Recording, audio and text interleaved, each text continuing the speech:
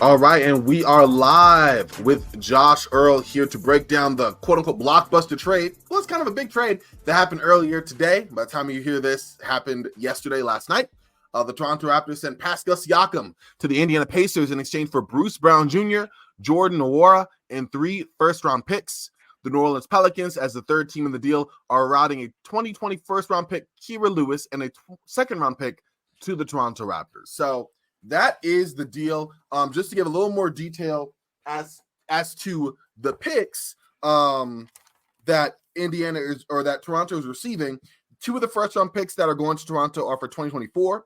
One is Indiana's own, and the second is the lesser of a Utah, Houston, Los Angeles Clipper, and Oklahoma City pick. While the third one is also from Indiana, and that's just a 2026 first round pick. So that's the deets on the pick, but this is the trade. Josh, what were your immediate reaction to the trade? There was rumors that it might happen yesterday. I definitely took, and I recorded Round Ball Ramble, and was definitely more dubious of how soon they would move with that. I'm like, yeah, conversations, but we'll see. And then bam, literally 13 hours later, the move happens. It's because you said we'll see, and they were like, yes, we will, Corban. Yeah, in your they're face. Like that. They totally got exactly. me. But my initial reaction was just surprised that Indiana got Pascal without giving up any of Buddy Hield, Ben Mathurin, Andrew Nembhard, Jarris Walker, Andrew or I already said Nembhard, Aaron Nesmith, Miles Turner, like Ben Shepherd. Like they gave up like very little ultimately to receive Pascal Siakam. And those picks, like the Indy pick right now is sitting in a 3-way tie for 17th, 19th ish. Following this trade, I expect it to probably land closer to 19 than 17. And then, OKC's probably going to finish with the best record out of that group of OKC, Utah, Houston, and the Clippers. And so that pick is probably going to be 27th at best. Wow. Something like that. Yeah. So we're talking about like the 19th and the 27th pick in this upcoming draft class that a lot of people consider underwhelming. That 2026 first is top 4 protected. And assuming Pascal Siakam resigns, which is a strong assumption that I think is valid, given what we've already heard from Woj about his communication with Halliburton, and that he really seems like he's going to resign with Indiana. Assuming health and the fact that they still have a lot of quality depth, like I don't think that pick's going to be that good either. And then the second rounder that they got from New Orleans is the lesser of New Orleans or Chicago's 2024 second. So like a lot of 2024 picks, including the Detroit Pistons 2024 top of the second round pick that they got for OG Anunoby from New York. And now like Toronto's just got a lot of picks in this upcoming draft. And I think it's a really interesting trade all around. I'll tackle like Toronto and let's tackle New Orleans first, because like they're kind of tangentially tied to this deal, and they moved Kira Lewis Jr. and that lesser of their or Chicago's 2024 second round pick to basically duck the luxury tax. Yeah. With that deal, they get under the luxury tax, which also means that they're going to get a payout this offseason from the teams that did pay the luxury tax.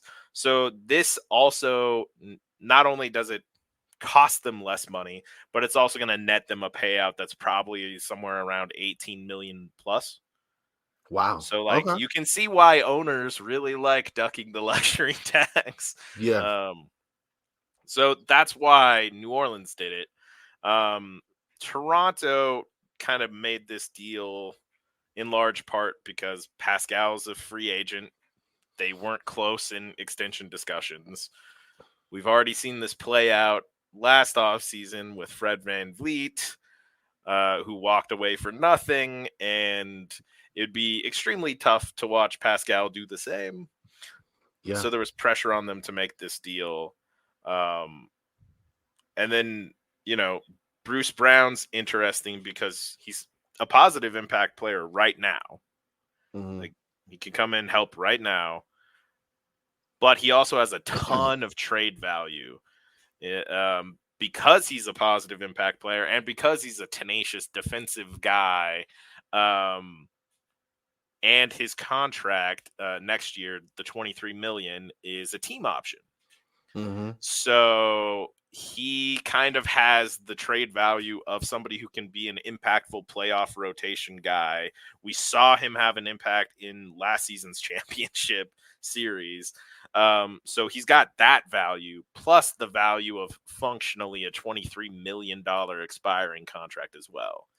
So the Raptors can probably expect to get another first for him, or maybe another young prospect who aligns with Scotty Barnes and Emmanuel Quickley.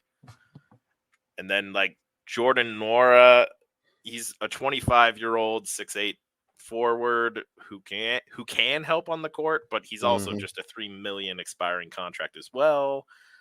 And then like Kira Lewis Jr., I don't know how much he's going to really factor in for Toronto.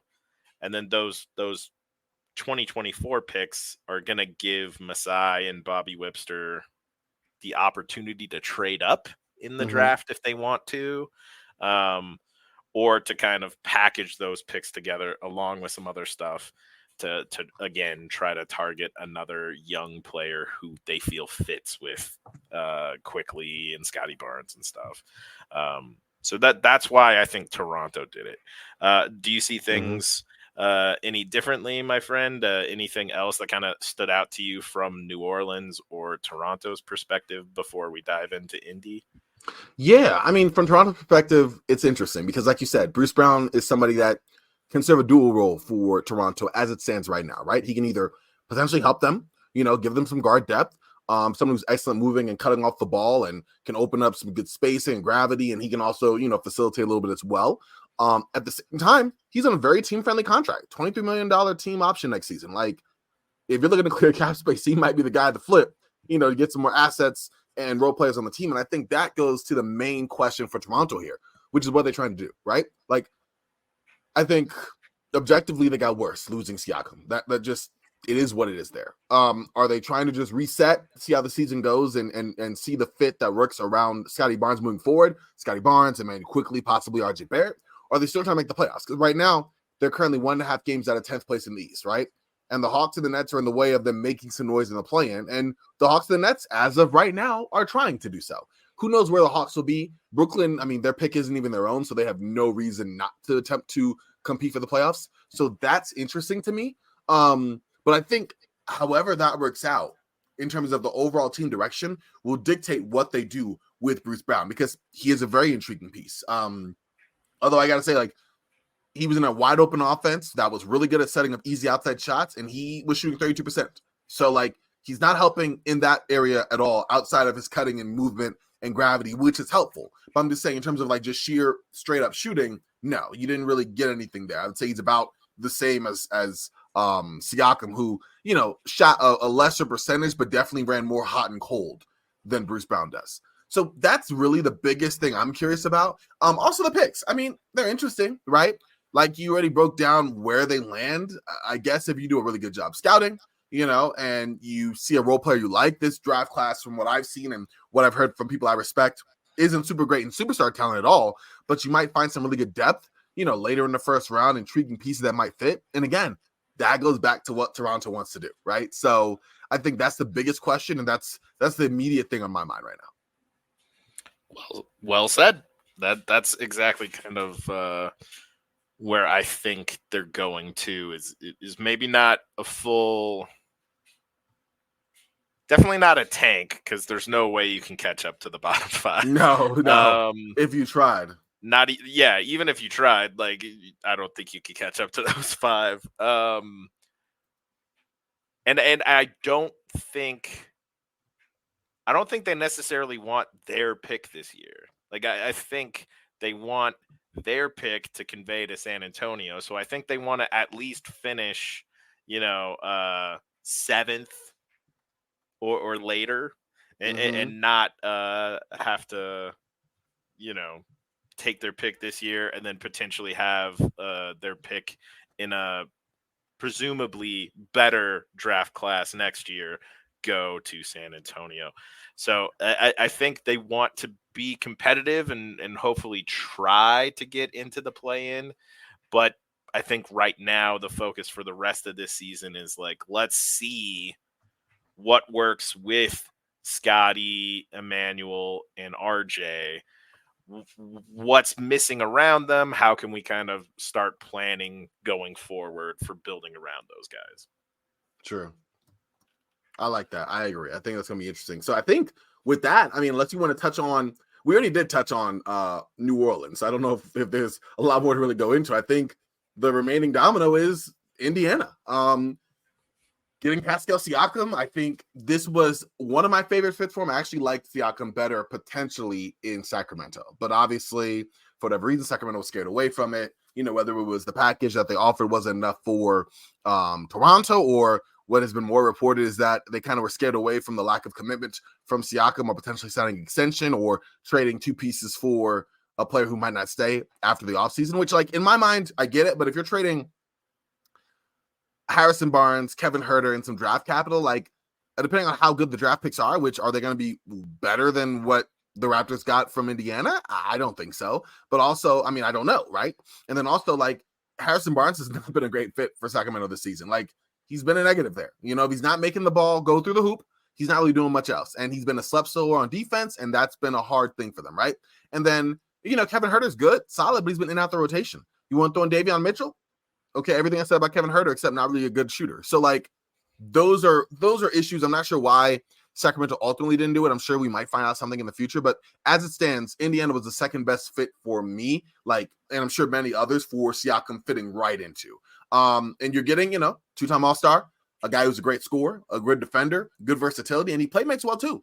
And I think that you have a guy now that will relieve some pressure off of not Scotty Barnes. They'll relieve some pressure off of Tyrese Halliburton. Sorry, talking about his older teammate there, or former teammate, because defenses have been able to really gang up on Tyrese and be physical with him and dare other people to initiate the offense. And while you've gotten some good run from a TJ McConnell or Andrew Nembhard, like, there's a difference between those two and a Pascal Siakam, and those two and a Tyrese Halliburton. So to have a guy like Siakam with major size who can get his own, and that can make plays for others, but also is playing in a system that's going to benefit him. He's probably never had this much spacing since, like, I don't know, I'd say 2019.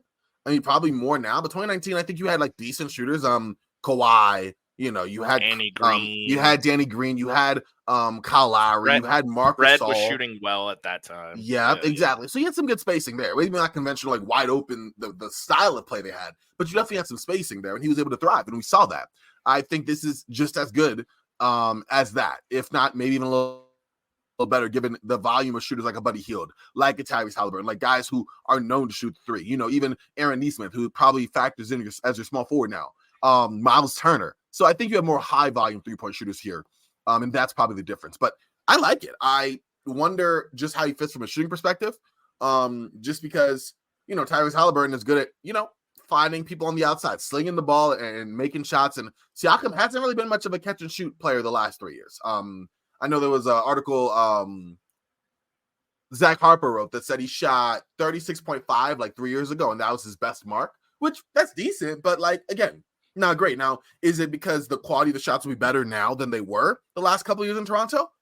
That could be the case, but we will see. And I think what makes it so cool is he's not going to be there as a spot shooter. He's in a spot where he can really thrive because you're playing in a spread floor with the Buddy Hield, with the Miles Turner, with the Benedict Mathurin, with the Tyrese Halliburton, and you're able to also set the table as a secondary offensive initiator. So I like that. And then defensively, come on now. I mean, at first, defensively, it's really just been Miles Turner for the Pacers. Like, That's been the defense, the back line. Like, okay, let's prevent some shots at the rim. Miles, you got it? Okay, great. And now you got a guy in Siakam who is active, who's long, who can play, whether it's off ball, whether it's point of attack. Like, the defense is still going to be not great because now you go from one good defender out of your 5 to 2. But that's better than none. So I definitely like that. And I wonder how Rick Carlisle is going to deploy him. I think that will be interesting. But those are my initial thoughts. I guess my last big thought is, okay, Siakam is going to turn 30. I'm not exactly sure how his game is going to age. That is going to be interesting. In Indiana, I think for the next 2 years, like that'll be solid, I feel like. But I definitely want to see what the value of that contract is and just long-term how that works out with Halliburton. I feel he's the perfect star to kind of go dual role with Tyrese, but he's not going to overtake him. But we just hope he doesn't regress like drastically. And like, I don't know. I don't see it, but also Siakam's game is just an interesting game.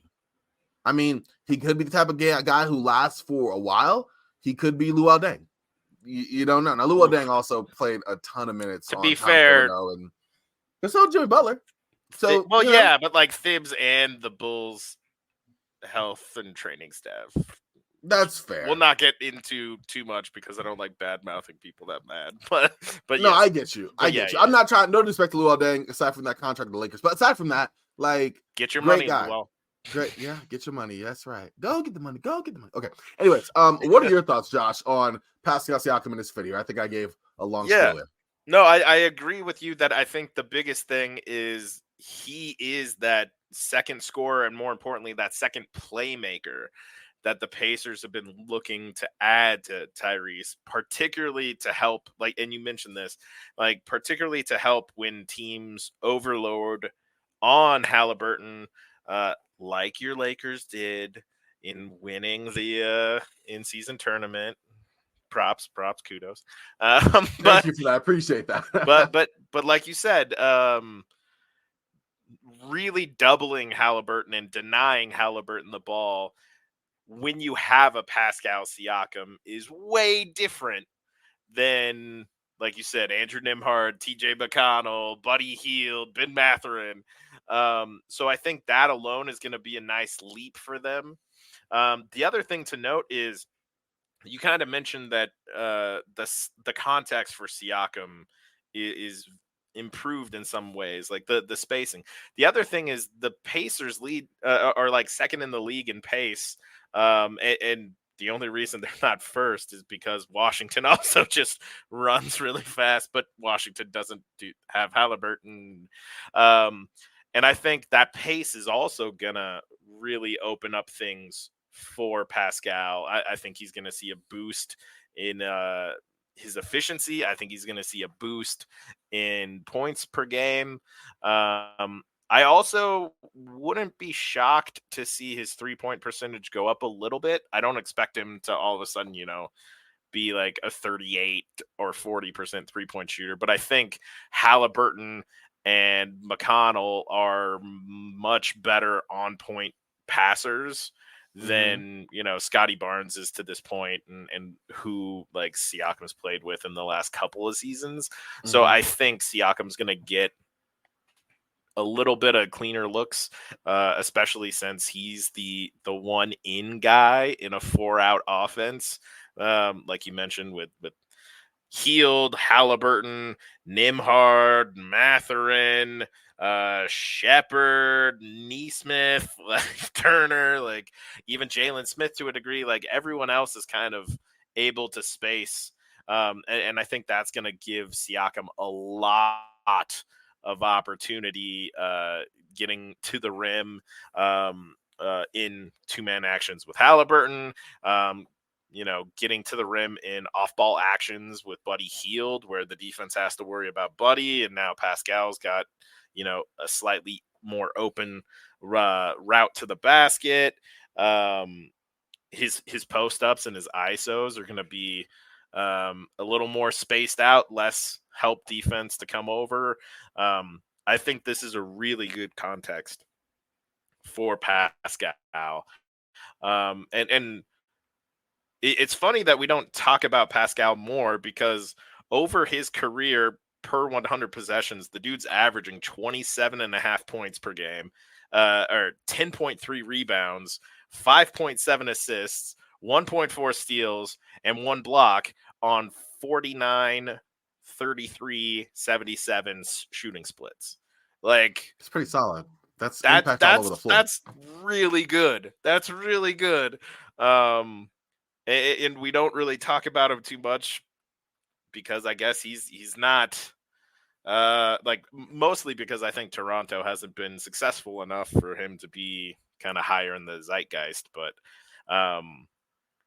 I think the big thing for Indiana is they got that second playmaker and scorer next to Halliburton without having to give up too much. And that's not a knock on Bruce Brown or Jordan Nwora, but like we said, those picks aren't likely to be that good.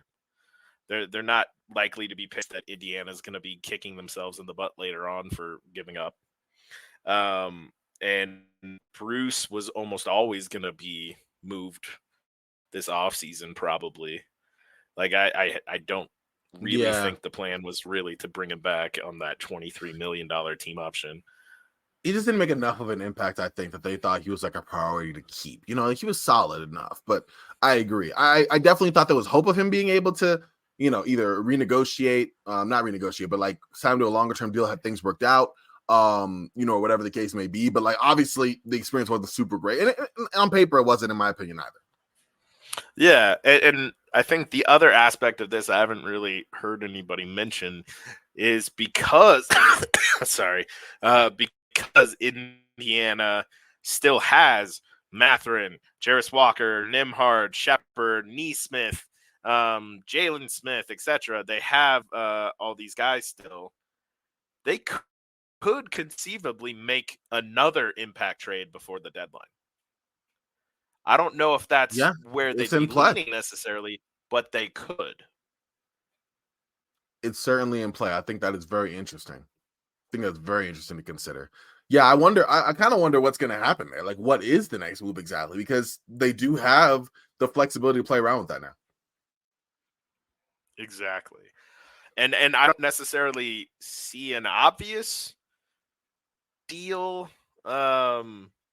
You know, the other ideal person for them would have been OG, and he already was traded. So they might just roll with this depth.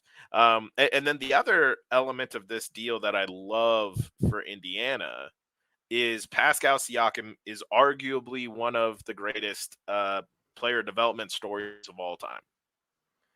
Yeah. And now you have him as a role model and a mentor to a lot of young guys who are all on their developmental journey as well. Very true. Yep. Very true. So that could prove surprisingly impactful, I think. Yeah. And you're talking about younger players that have a lot to learn, like you said, from someone like him, you know?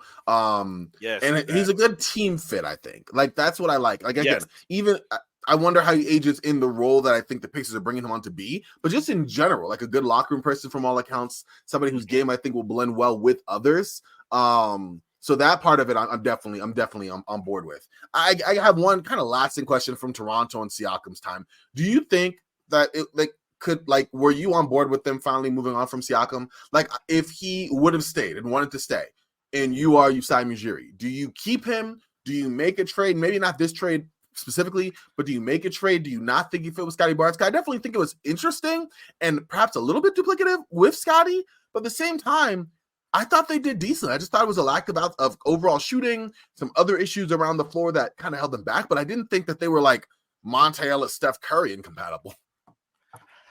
Yeah, so the main thing I bump into in that regard is from a financial standpoint, and for a building around Scotty standpoint, like Pascal is, and again, it's weird because he's not actually that old. In real life, he's not actually that old, but you know, he's getting closer to 30, and just like me, that doesn't quite fit, you know, the timeline with Scotty. On top of it, Pascal Siakam has now played in 7 seasons in the NBA, which puts him this offseason in position to request a max starting at 30% of the cap because of his Wow. years of experience. Yeah. So you're talking about a significant cost for a player whose age doesn't really match up with Scotty's timeline. Not to mention, like the team hasn't really been that good with those two together so far. And I'm with you. I don't necessarily think it's a bad fit on the court, but when you factor in the cost and you factor in like how that cost to retain Pascal also is going to limit your ability to flesh out the rotation and pieces around Scotty's timeline.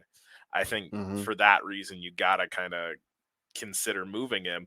But it's also really tough, right? Like, arguably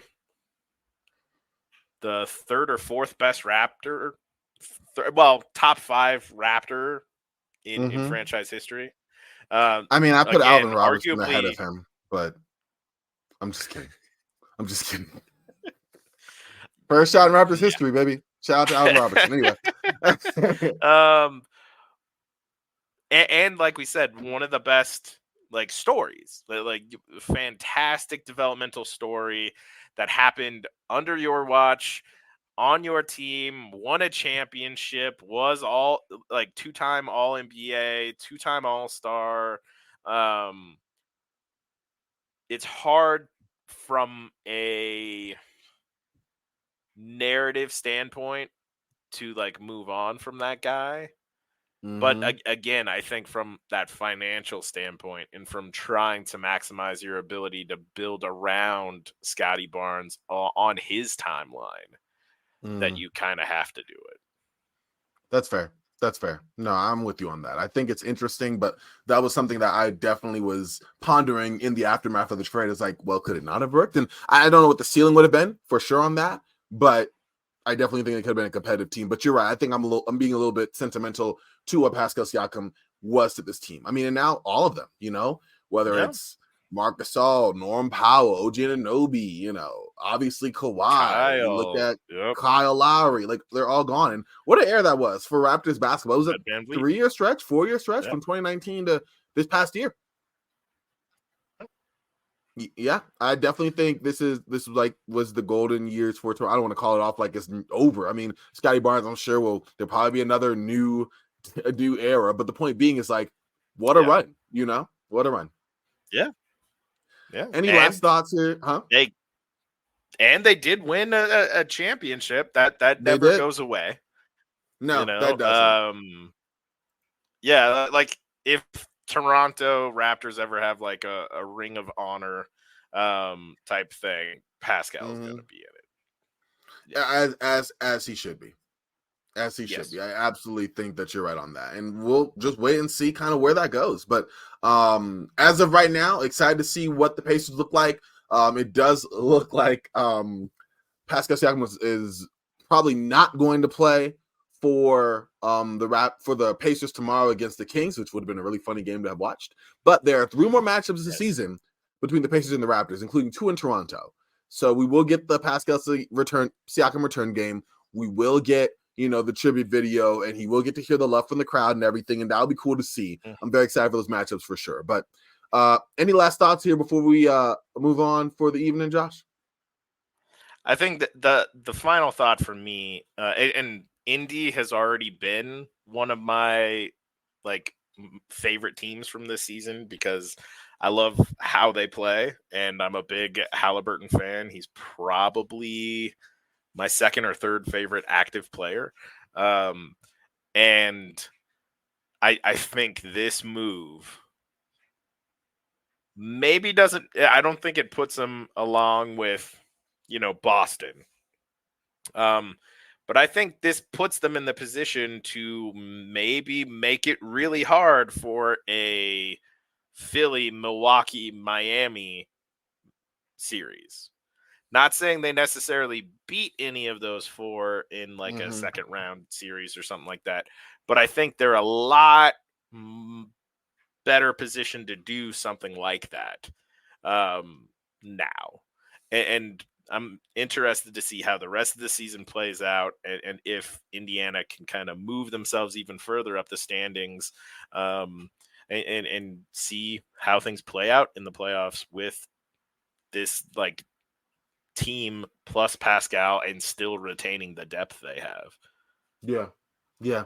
No, I agree. I think that's one thing to kind of monitor looking forward with this team. I think there's a few notes for the Pacers in general. I mean, up until we see Siakam sign that new contract with the Pacers, if that happens, and maybe it falls apart and he moves on, who knows? But like up until then, you definitely want to see the fit. You want to see what this looks like for the playoff future / playoff picture for the Pacers moving forward. Definitely want to see some clarity on the Toronto Raptors' overall direction. Like, there's quite a few things here that I'm very interested in seeing kind of how it shakes loose and falls into place here. But as it stands right now, I think it was a solid trade. I think Toronto, at the end of the day, put themselves in a situation where they had to do this. I think Indiana, by making smart plays with the renegotiation, extension of Miles Turner's contract, with the team-friendly contract they signed with Bruce Brown, with the trade for the first place for Tyrese Halliburton, they put themselves in a position where they were able to make a trade for a guy like Pascal Siakam, without losing any of their depth. And some of it was the Raptors not dealing from a position of strength, but some of it was really prudent team building from the Pacers over the last 3 seasons. And I think it's come to fruition here with this move, and we'll see what that looks like. But to even be in a position like this, I think is a testament to just really smart work from the Pacers front office and the player development of the players that they invested in. Completely agree. Shout out to Chad Buchanan and Kevin Pritchard. Well, there you go. Shout out to both of them. Shout out to you, Josh. Thank you for joining me on short notice for this trade reaction between the Pacers and the Raptors, and just giving your insight, your experience. It was fun. I appreciate you, man. I appreciate you as well, my friend. Hey, thank you again. Listen, y'all, you can catch both of us here on Roster Reconstruction, on Round Ball Ramble. Josh, real quick, tell the folks where to find you. I was going to plug your Twitter. I know you're taking a break from that. Just in general. Yeah, I help mentor people who want to work in the basketball industry, or people who are in the industry and struggling to take that next step towards their dream career in basketball. And I help them figure out ways to take that next step, to reach that next level in their career. And if that's something that's interesting to you, you can reach me at josh@myhoopscareer.com. We'll set up a phone call, see how we can get you started moving on a path towards your dream career in basketball.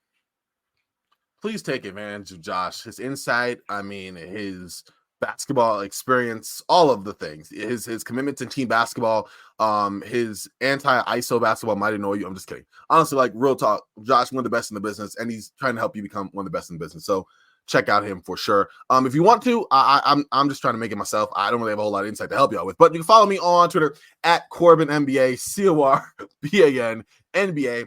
Check out Swish Theory on Twitter at Swish Theory Online, swishtheory.com. Check out Sports Ethos on Twitter at Sports Ethos Online, sportsethos.com. Listen, y'all, it's been another fun one. Thank you again, Josh. Thank all of y'all for listening.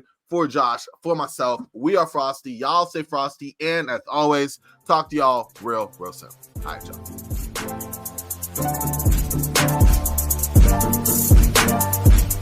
y'all.